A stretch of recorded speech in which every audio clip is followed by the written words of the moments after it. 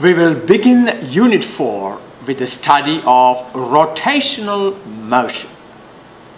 If you are familiar with record players in the olden days, you have a turntable on which you have a record player rotating.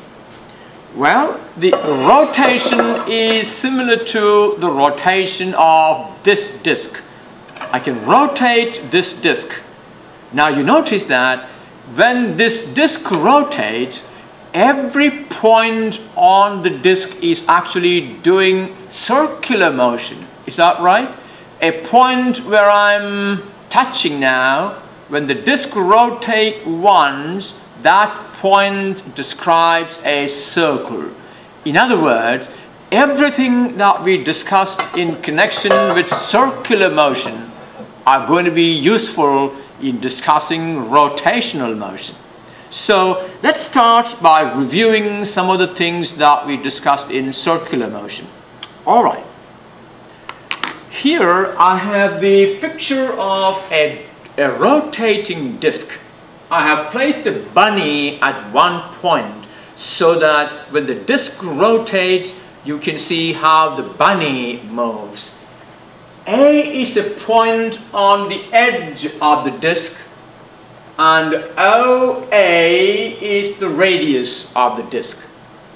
And I have placed the bunny at the point A so that when the disc rotates, the bunny will go round. See that? As the disc rotates, the bunny will go round. So the rotation of the disc can be studied by looking at the motion of our little bunny. The bunny is initially at point A, and after a time delta t, it will be at point B.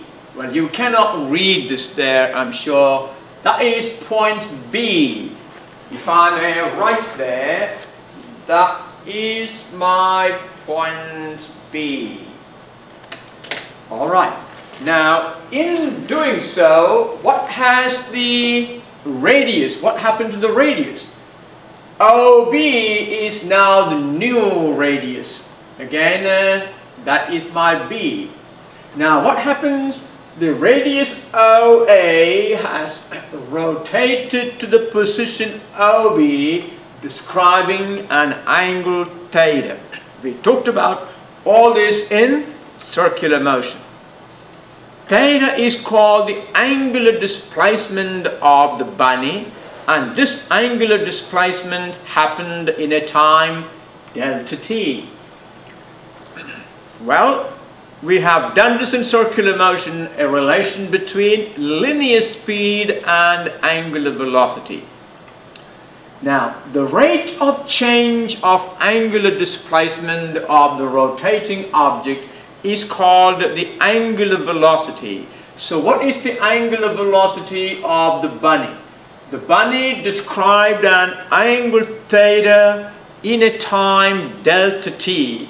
Therefore, omega equal to delta theta divided by delta t. Now, what is the unit of measuring omega? It is measured in radian per second, and you also know that radian is a dimensionless quantity. The bunny traveled a linear distance equal to length of this arc. Is that right? And that length AB equal to r theta. Again, we discussed that in circular motion. The length of the arc equal to the radius times theta. That means the bunny traveled a linear distance AB equal to r theta in this distance during this time delta t. Therefore, what is the linear speed of the bunny? The linear speed of v is the length of the arc AB divided by delta t. And that will be r theta divided by delta t, which is r times theta over delta t. But delta theta over delta t, or theta over delta t, is omega. So V equal to r omega. the linear speed of the bunny as it goes around the disk equal to the radius times the angular velocity. Now, let me ask you this. Now, I have placed the bunny at the outer edge of the disk. If I place the bunny somewhere towards the center, somewhere here where I'm pointing, will the angular velocity change? Will the angular velocity of the bunny be different if the bunny was sitting closer to the center? Well, no. Why not? Because the rate at which the radius describes the angle does not change. The bunny can sit anywhere on that radius. The angular velocity will not change. But its linear speed will change. Why? Well, when it is at the outer edge, in order to cover a large distance, it has to go faster. But if the bunny is sitting close to the center, it is now describing a smaller circle. Its linear speed will be lower. So the linear speed depends on where the bunny is sitting. But the angular velocity does not depend on where the bunny is sitting. What that means is, the angular velocity is the angular velocity of the disk. Every point on the disk has the same angular velocity. I want you to distinguish there.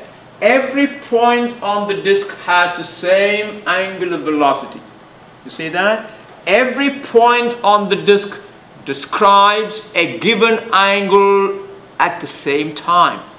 But the linear speed of each particle will be different depending on how far from the center that particle is. The linear speed equal to r omega. Okay, let's do a small problem.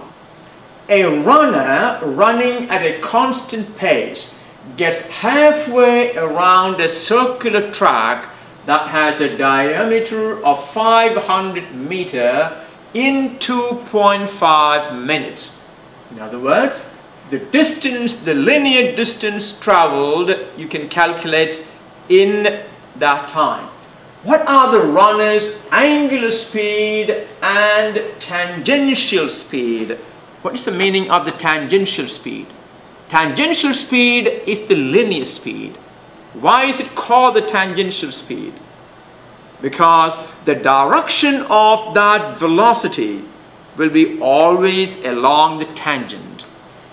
Alright, now here is this circular track and there I have the runner. Now the runner runs at a constant pace and gets halfway around the circular track. Alright, the radius of the track is, if the diameter of the track is 500 meters, its radius will be 500 divided by 2, that is 250 meters. And the time taken by the runner to go halfway through the track is 2.5 minutes, that is 150 seconds. Now, when the runner is halfway around the circle, tell me, what is the angular displacement of the runner? Well, if the runner goes round the circuit completely once, the angular displacement will be 2 pi radians. When the runner goes halfway through, the angular displacement will be pi radians. There it's going over here. The runner has described an angle of pi radians. And this pi radians is described in a time 150 seconds. Therefore, omega, the angular velocity, is delta theta divided by delta t, the rate of change of angular displacement, that is pi radians divided by 150 seconds, that is 0.021 radian per second. if you know omega, can you now find the tangential speed, the linear speed? Well, V equal to R omega, where R is the radius. We now know omega, therefore the linear speed is 5.2 meter per second. The runner is a very fast runner. Okay, let's do another one. The disc on the right has a radius 15 centimeter and it makes 12 revolutions every 5 seconds. What is the angular velocity of the disc? What is the linear speed of the bunny sitting at the edge of the disc? Well, we need to find the angular velocity. To find the angular velocity, what are the information you need? The angular displacement and the time taken for that angular displacement. Well, before I write down, we can think about it. Look at this, we are given the time 5 seconds. Can you tell me what is the angular displacement that happened during that 5 seconds? In 5 seconds, the disc made 12 revolutions. What is the angular displacement for 1 revolution? When the disc makes 1 revolution, the angular displacement is 2 pi radians. Therefore, when the disc makes 12 revolutions, the angular displacement is 12 times 2 pi, that is 24 radians. So, the angular displacement for 1 revolution is 2 pi radians, and therefore the angle described for 12 revolutions is 24 radians. And to describe this angle, the time taken is 5 seconds. Therefore, angular velocity is delta theta divided by delta t. 24 radians divided by 5 seconds, that is 4.8 pi radians per second. And now, what is the linear speed of the bunny? The bunny is sitting at the edge. That means the distance, the radius of the bunny's circular track is 15 centimeter. Therefore, V equal to R omega. If V is the linear speed of the bunny, then V equal to R omega. So V equal to R omega gives you V equal to 2.26 meter per second. You can see all these are review from circular motion. There is no new materials here. Now, radian does not appear in the calculations because radian is a dimensionless quantity. Now, one thing again I want to reiterate, the linear speed of the bunny will depend on the distance of the bunny from the center. In other words, the radius of revolution. But the angular velocity does not change. No matter where the bunny is sitting, the angular velocity will be the same, namely omega. Okay, let's now review one more time the concept of frequency and period. I'm sure you remember this concept. Frequency, the number of rotations per second of a rotating object, is called frequency. And frequency is measured in hertz, which is per second. If the bunny makes 12 revolutions in 5 seconds, alright, I made it go 12 times in 5 seconds, then the frequency is 12 divided by 5 hertz. And the time taken for the bunny to go around once, or the time taken by any rotating object to go around once, is called the period. So, if the bunny makes 12 revolutions in 5 seconds, then what is the period? The time taken for one revolution is the time taken for 12 revolutions divided by 12. 5 seconds divided 5 revolutions divided by 12 seconds will be the period. Okay. Now, notice here that the period is the reciprocal of the frequency. We talked about all that earlier. So, during the period t, the angle described is 2 pi radians. Is that right? During the period means the time taken to go around once. What is the angular displacement during one period? It's 2 pi radians. Therefore, you can say omega equal to angular displacement divided by the time. When the angular displacement is 2 pi radians, the time is 1 period. So omega equal to 2 pi divided by the period. Let me reiterate it. That is a very important relation and you cannot forget it. We talked about it in circular motion.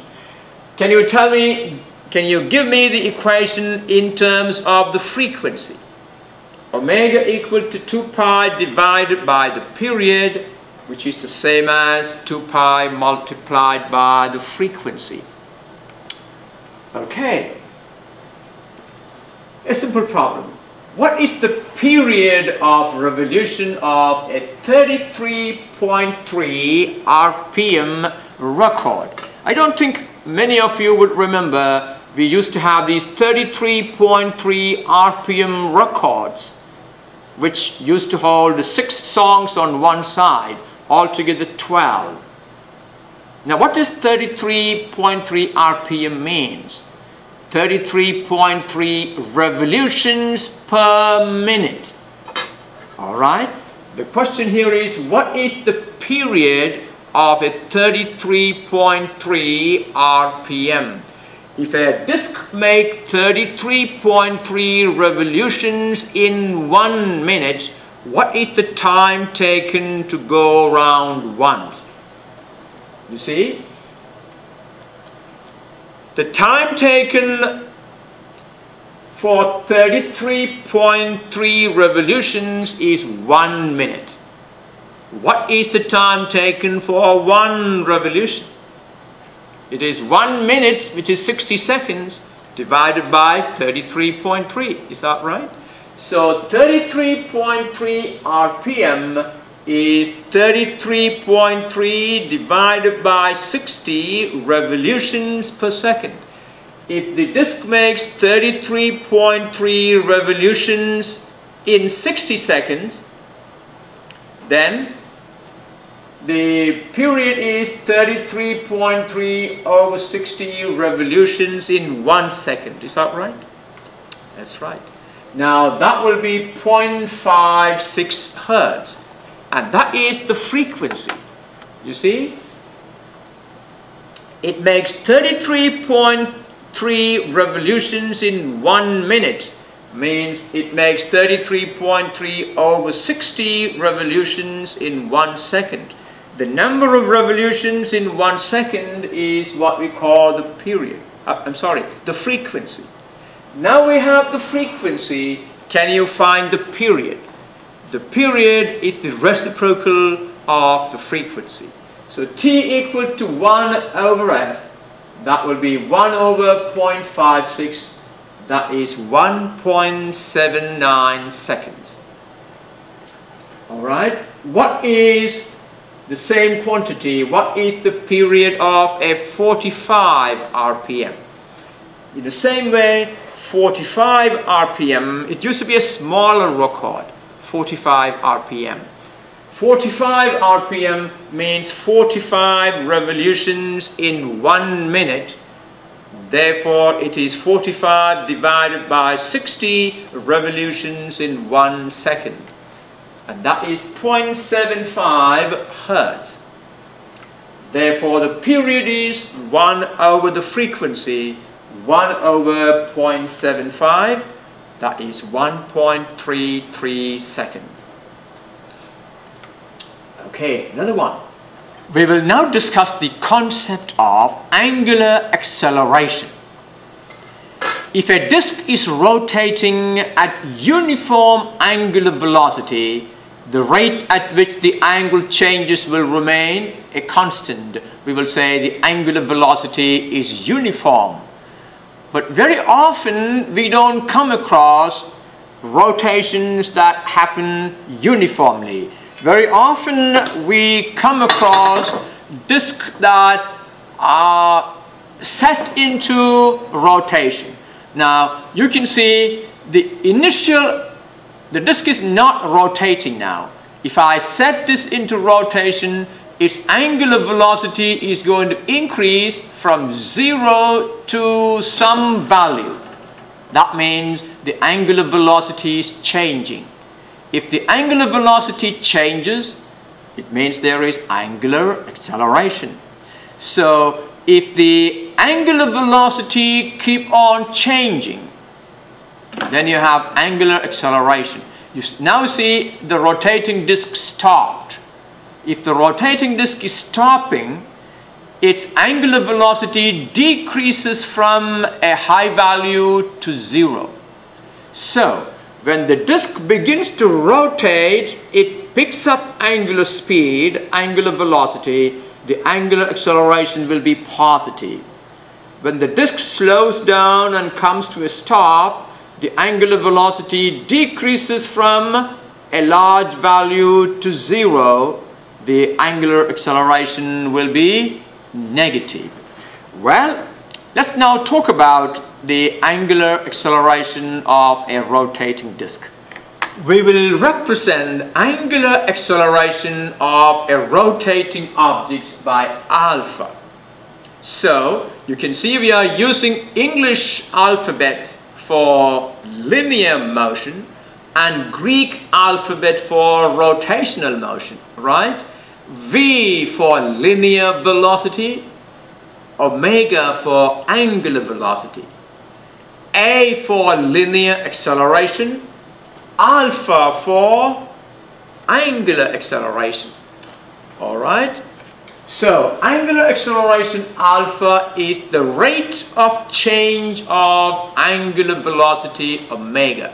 In other words, we can define angular acceleration the same way we define linear acceleration. So alpha equal to delta omega divided by delta t. The change in angular velocity divided by the time. And what is the unit for measuring alpha? The unit for angular velocity is radian per second. Divide that by second, you get radian per second squared is the unit for angular acceleration.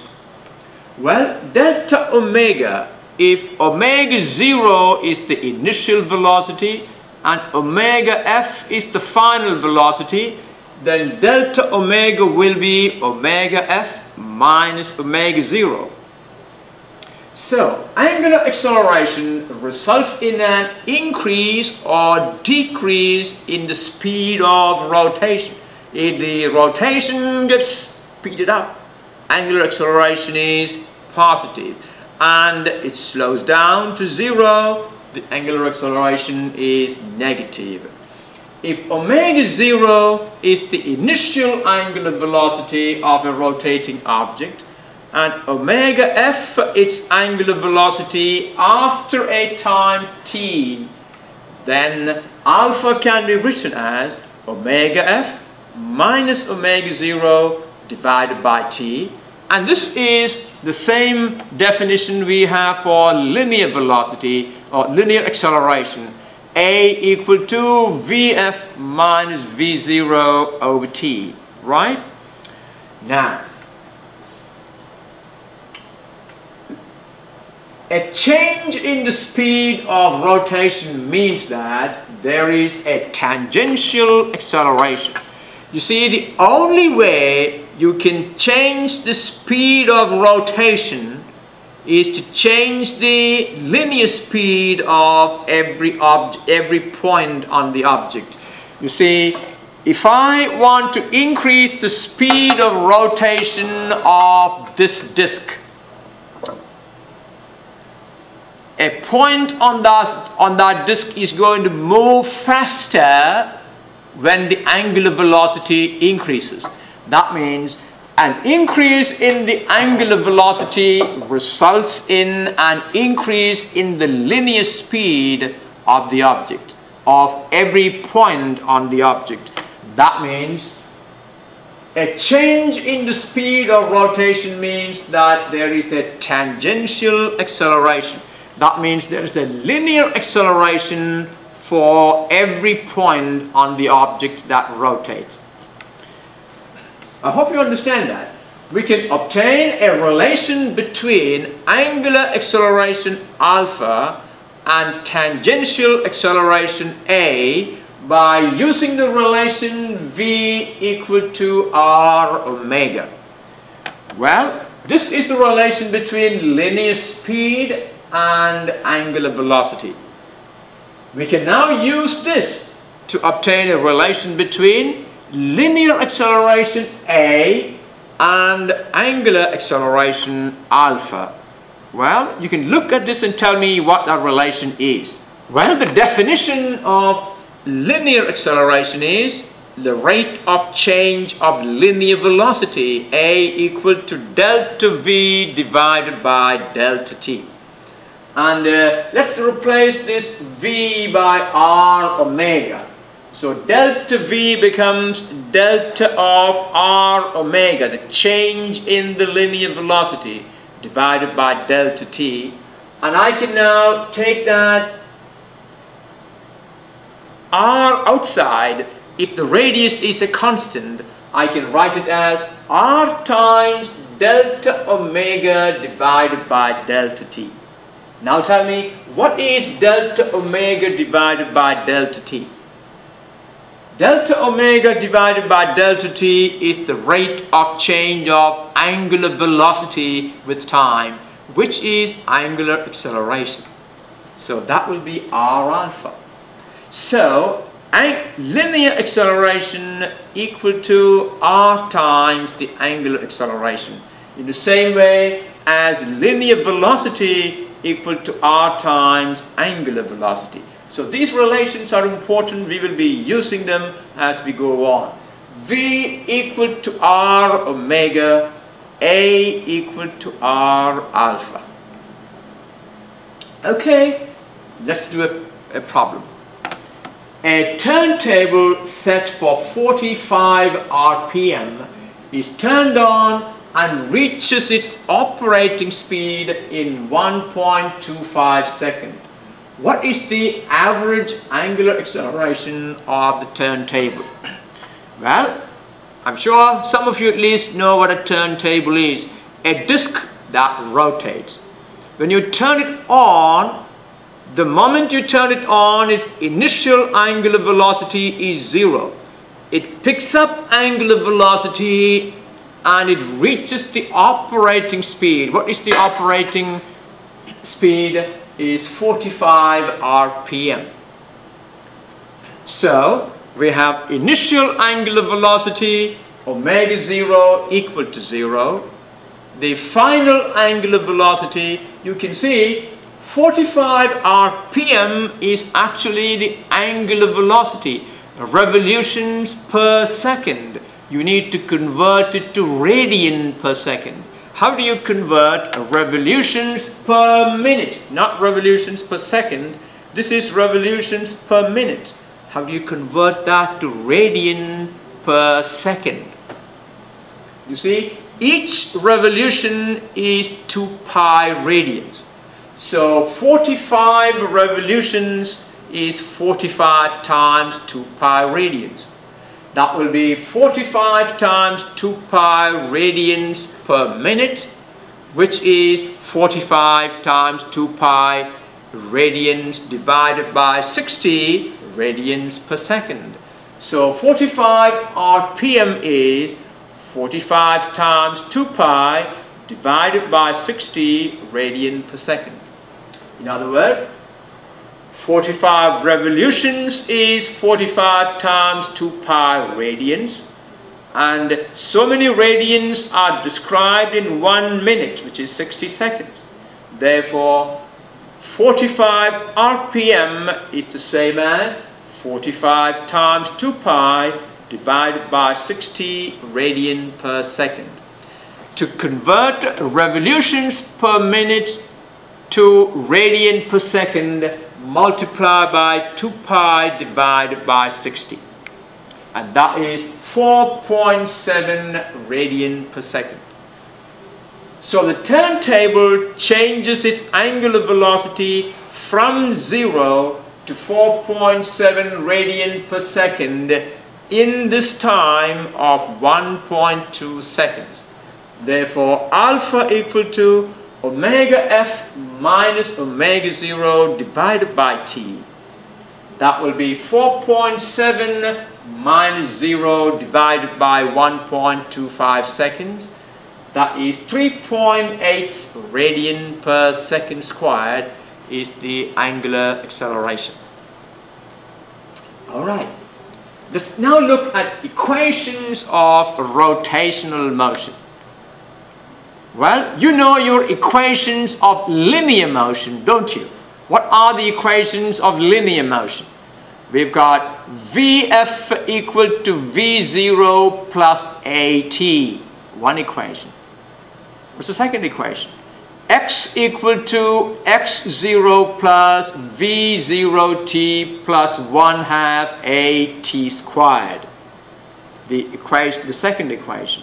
The third equation is Vf squared equal to V0 squared plus V0 squared plus 2ax. You can actually translate those equations for linear motion to describe rotational motion by replacing linear velocity by angular velocity, linear acceleration by angular acceleration, and linear displacement by angular displacement. Now, you can see here, the linear velocity is v. So let me say linear and rotational. Linear velocity is v, rotational velocity is omega. Linear acceleration is a, rotational acceleration is alpha. Linear displacement we generally call x or y and so on. The rotational displacement is theta. So, what all you need to do is write down the equations for linear motion and replace your v by omega, a by alpha, x by theta. You have your equations for rotational motion. Let's do that. Now, we can write corresponding equations for rotational motion by replacing v by omega, a by alpha, and x by theta. Alright, let's write those equations. Linear equations. We've got v equal to v0 plus at. In place of vf, I simply wrote v, velocity at any given time. Tell me, what is the corresponding rotational equation? Well, simple. Replace v by omega, a by alpha. We get omega equal to omega 0 plus alpha t. Alright, the second rotational equation, x equal to x0 plus v0t plus 1/2 at squared. X will be replaced by theta, v0 by omega 0, and a by alpha. We got theta equal to theta 0 plus omega 0t plus 1/2 alpha t squared is the second rotational equation. What is the third linear equation? v squared equal to v0 squared plus 2ax, and in rotation it becomes omega squared equal to omega 0 squared plus 2 alpha theta. You can see I have used here omega for omega f, v for vf. Okay, we can now use these rotational equations to solve problems. Let's do a small problem. A 33.3 RPM record on a turntable uniformly reaches its operating speed in 2.45 seconds once the record player is turned on. What is the angular displacement during this time? What is the number of revolutions of the disk during this time? What is the corresponding arc length on the circumference of the 15 centimeter diameter record? Alright, first of all we need to find the angular displacement. Well, that means we need to find the angular acceleration. So let's pick our data. Initial angular velocity omega I equal to 0. T is 2.45 seconds. The radius of the disk is 0.075 second. Is that right? Yes. 15 centimeter is the diameter. That means its radius is 7.5 centimeter, which is 0.075 meter. Well, what is the final omega? It reaches the operating speed. What is the operating speed? 33.3 RPM. This is the final angular velocity. Initial angular velocity is 0. In 2.45 seconds, it reaches the operating speed of 33.3 revolutions per minute. Convert revolutions per minute to radians per second. Multiply by 2 pi and divide by 60. So that will be 3.5 radian per second. Now you can use these values to find alpha. Alpha equal to omega f minus omega 0 divided by t. That will be 3.5 minus 0 divided by 2.45 seconds. That is 1.43 radian per second squared is the angular acceleration. Well, we know the angular acceleration, we know the initial angular velocity, we know the time. Can you calculate the angular displacement during that time? What is the equation we will use? Well, this is the equation for angular displacement. Theta equal to theta 0 plus omega 0 t plus 1/2 alpha t squared. Theta 0 is 0, omega 0 is 0, therefore theta equal to 1/2 alpha is 1.43, t is 2.45 seconds. So that will be 4.29 radian. The angular displacement is 4.29 radian. What is it that we want next? What is the number of revolutions of the record during this time? How many times did the record go round during this time? Well, you know that if the record goes round once, the angular displacement will be 2 pi radians. That means there are 2 pi radians in one revolution. And you know that the disk rotated through 4.29 radians during that time. Now, this 4.29 radians correspond to how many revolutions? 1 revolution corresponds to 2 pi radians. Therefore, 4.29 radian will correspond to 4.29 divided by 2 pi number of revolutions. So the number of revolutions is the angular displacement divided by 2 pi. I hope you understand that, because each revolution is 2 pi radians. Therefore, an angular displacement of theta will correspond to theta divided by 2 pi revolutions.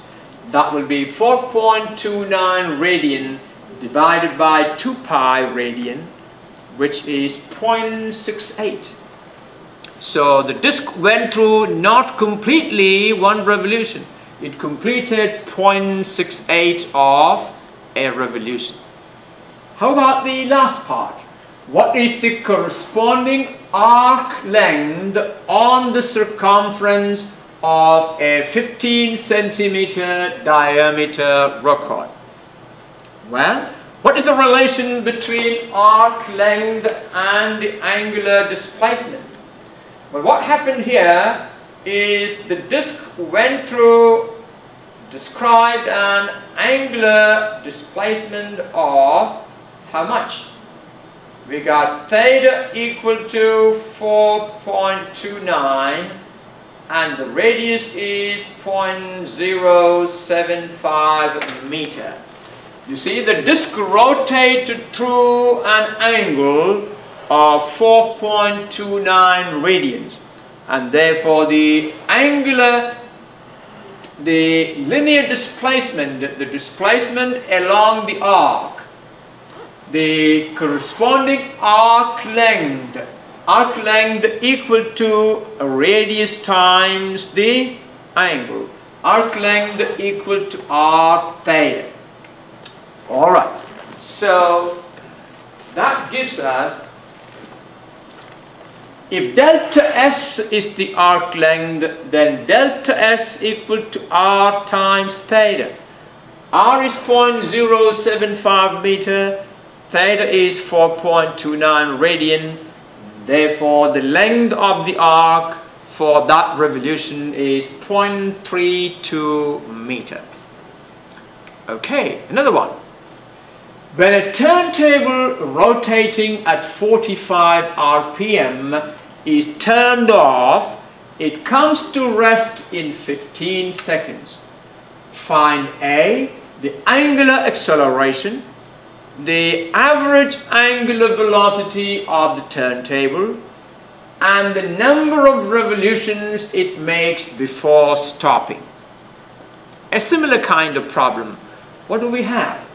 A turntable is rotating at 45 RPM. That is, the initial angular velocity is 45 RPM. Convert that to radian per second. What do? Multiply by 2 pi and divide by 60. That will be 45 multiplied by 2 pi radians divided by 60 seconds. That is 4.7 radian per second. And what's omega f? What is the final angular velocity? Is 0. It is brought to a stop.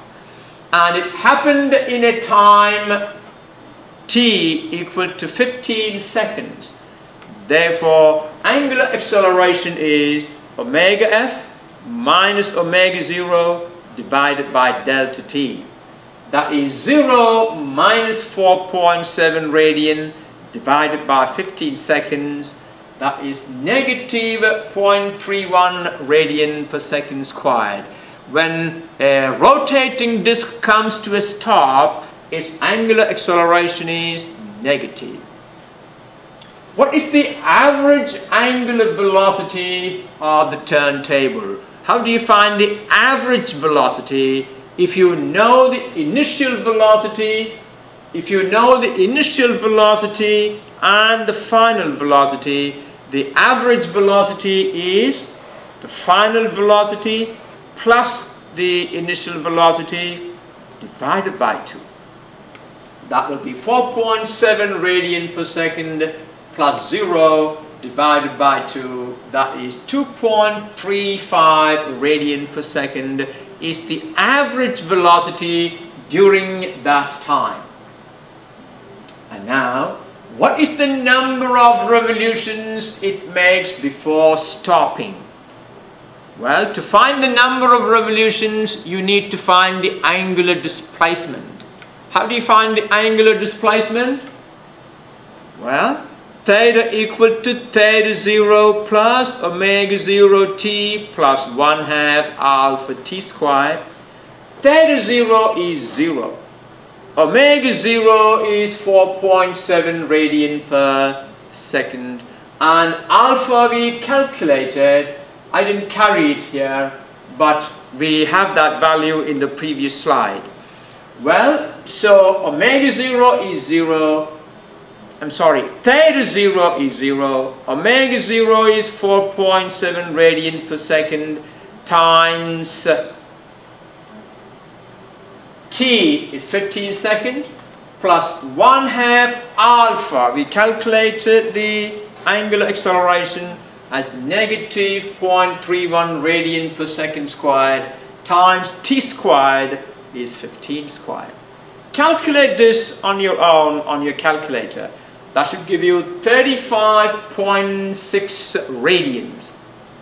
The angular displacement of the disk in coming to a stop is 35.6 radians. Now, this 35.6 radians correspond to how many revolutions? Each revolution is 2 pi radians. Therefore, the number of revolutions in coming to a stop will be this divided by 2 pi. So, number of revolutions is theta divided by 2 pi.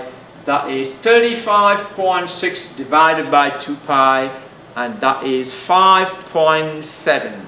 The disk did 5.7 revolutions in coming to a stop. Another one.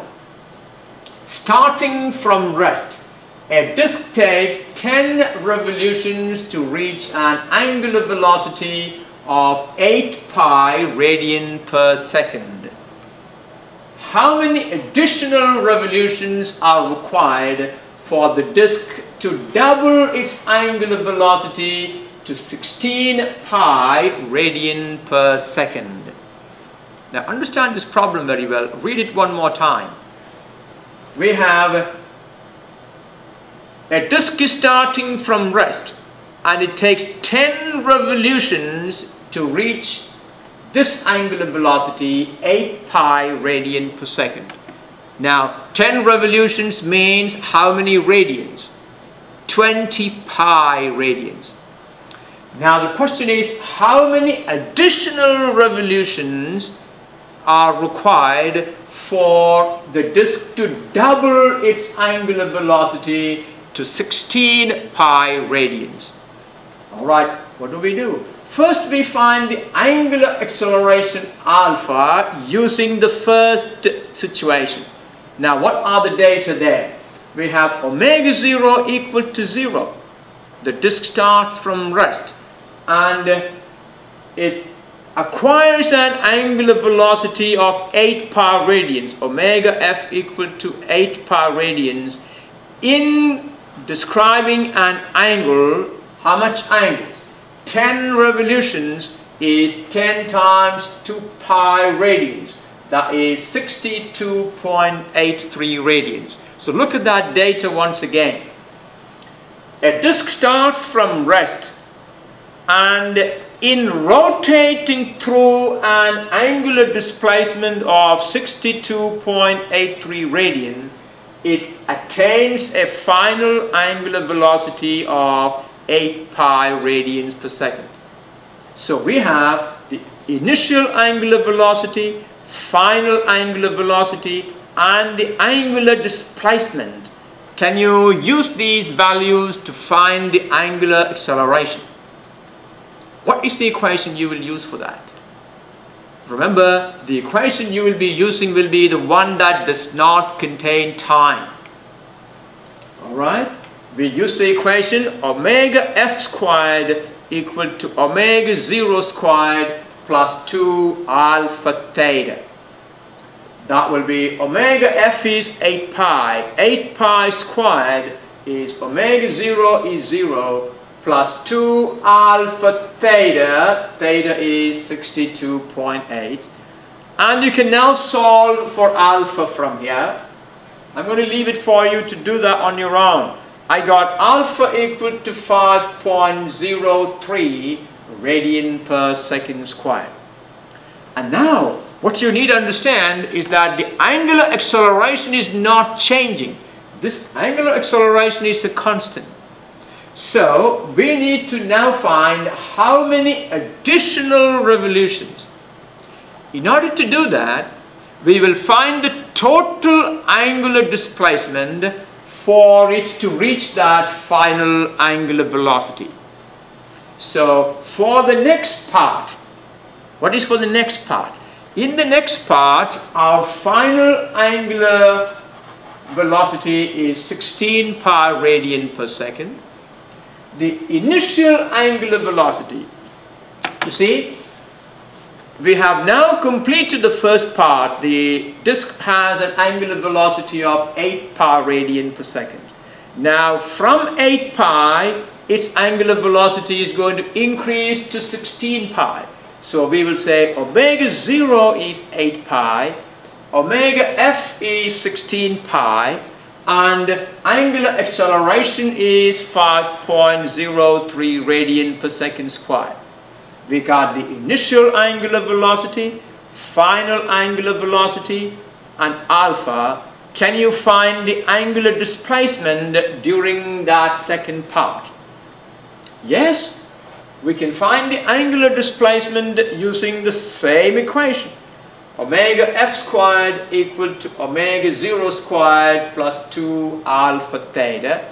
Well, replace these values. That will be 16 pi all squared equal to 8 pi all squared plus 2 alpha theta. We can now solve for theta. And solving for theta gives, I want you to do this on your own. It will be this quantity minus this. Evaluate that first. And then divide it by 2 times 5.03. And that gives me theta equal to 188.4 radian. Now, this is the additional angular displacement from 8 pi radian per second to 16 pi radian per second. And we want to find how many additional revolutions. 188.4 radian correspond to how many revolutions? So the additional revolutions will be this radians divided by 2 pi, and that is 30 additional revolutions. So in 30 additional revolutions, the angular velocity will become double the value. Another example. A Ferris wheel of radius 12 meter rotates once in 35 seconds. It goes round once in 35 seconds. What is its angular velocity in radian per second? What is the linear speed of a passenger? What is the centripetal acceleration of a passenger? Well, here is the Ferris wheel. You are familiar with this. The radius is 12 meter, that's that distance, and passengers are sitting at the edge. Means the distance of a passenger from the center is 12 meter. And the period is 35 seconds. The time taken to go round once is 35 seconds. Well, you know that omega equal to 2 pi divided by the period. Now look at that equation, how handy that is. The angular velocity is 2 pi divided by the period. That is 2 pi divided by 35 seconds. That is 0.18 radian per second. So you can see the first part is so simple. How about the second part? What is the linear speed of a passenger? If a passenger is sitting here, the linear speed is the same as the tangential speed, v equal to r omega, where r is 12 meter, omega is 0.18 radian per second, and that will be 2.16 meter per second. And the next one, what is the centripetal acceleration? Do you remember the equation for centripetal acceleration? We have that equation using linear speed and also the angular velocity. Well, the centripetal acceleration is given by A equal to v squared over r. We just calculated v. That will be 2.16 squared over 12. That is 0.39 meter per second squared. And that is the centripetal acceleration of the passenger. That means the passenger will be experiencing a force towards the center with this acceleration. Well, I think what we have, well, why not do one more problem before we close the lesson? A bicycle wheel has a diameter of 1.2 meter. The bicycle accelerates from rest to a velocity of 22 km per hour in 10 seconds. A. What is the angular acceleration of the bicycle? B. What is the number of revolutions of the wheel during this time? And C. What is the distance traveled by the cycle during this time? Well, all these we have actually done already. This is a recap of what we have already done. Now I have a fancy bicycle wheel here. What is given to us? The diameter of the wheel is 1.2 meter, means the radius of the wheel is 0.6 meter. The initial velocity is 0. The final velocity is 22 km per hour. The bicycle accelerates from rest, v0 equal to 0, to a velocity of 22 km per hour. Convert 22 km per hour to meter per second. Divide by 3.6. That is 6.1 meter per second. And this happened during a time t equal to 10 seconds. Well, we can now calculate the linear acceleration of the cycle. Is that right? By using this equation. Vf equal to v0 plus 80.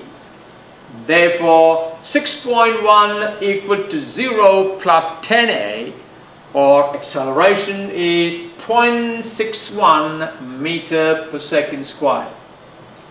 If this is the linear acceleration, what is the angular acceleration of the bicycle wheel? The bicycle wheel has a radius of 0.6 meter and the linear acceleration is 0.61 meter per second squared. Remember, A equal to R alpha. Therefore, alpha equal to A over R. Angular acceleration is linear acceleration divided by the radius.